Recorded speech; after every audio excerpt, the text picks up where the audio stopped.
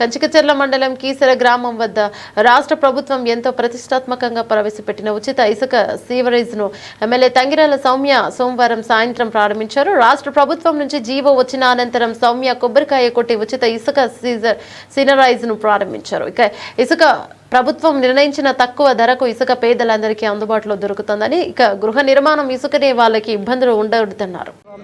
అందరం కూడా ధన్యవాదాలు తెలియజేసుకుంటున్నాం. అదేవిధంగా ఇందాక ఏడీ గారు చెప్పారు, కఠినమైన నియమాలు ఉంటాయండి. ఓన్లీ అంతర్రాష్ట్రమే, బయటకు వెళ్తే మాత్రం ఒక మానిటరింగ్ కమిటీ కూడా ఉంది, స్టేట్ లెవెల్ అదేవిధంగా డిస్ట్రిక్ట్ లెవెల్ ఉంది. తప్పకుండా కఠిన చర్యలు తీసుకునబడుతుంది. అదేవిధంగా మనం చూస్తే మా నందిగాంలో చూస్తే స్టాక్ పాయింట్స్ వచ్చేసి కీసర, మోగులూరు, కంచెల, కొడవటికల్లు, మాగళ్ళు అండి. ఈ స్టాక్ పాయింట్స్ ఉన్నాయి. అదేవిధంగా 3 నెలలు ఈ శాండ్ బాల్స్ కొనసాగుతుంది. తర్వాత మన్సూన్ తర్వాత కొత్త బాల్స్ వస్తారు రీచ్ల్లోకి. మేమందరం కూడా మరొకసారి చంద్రబాబు నాయుడు గారు ధన్యవాదాలు తెలియజేస్తే, ఈరోజు మంత్రి గారు రావాల్సి ఉంది. కొన్ని అనివార్య కారణాల వల్ల డిలే అయిపోయింది, ప్రోగ్రామ్ కూడా డిలే అయిపోయింది. మీడియా సోదరులకి, అదేవిధంగా వేచి ఉన్న ఆఫీసర్స్కి, అదేవిధంగా మా ప్రజలందరికీ కూడా మేము సారీ చెప్తున్నాం. జీవో విడుదలయ్యాక ఇది అఫీషియల్గా స్టార్ట్ చేద్దాం అనుకున్నాం.